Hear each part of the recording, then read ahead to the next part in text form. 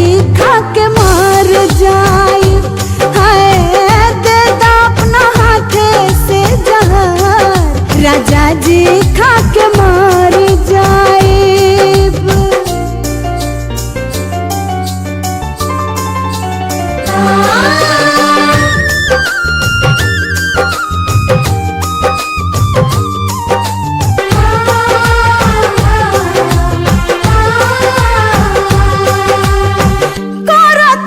बिनती राजा तोहसे हाथ जोड़ के, नेह तोहर धैले पानी नाना में बटोर के।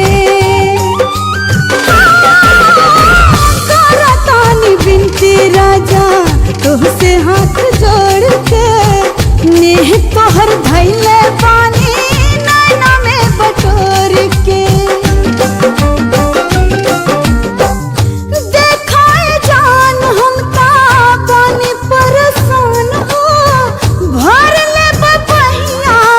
तार जाए बनाता दे दा अपना हाथे से जहर, राजा जी खा के मार जाए, हाय दे दा अपना हाथे से जहर, राजा जी खा के मार जाए।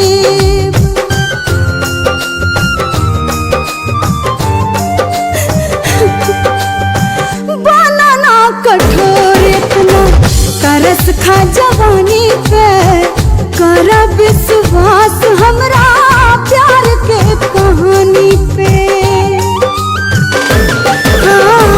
बनाना कठोर इतना तरस खा जवानी पे, कर विश्वास हमरा प्यार के कहानी पे।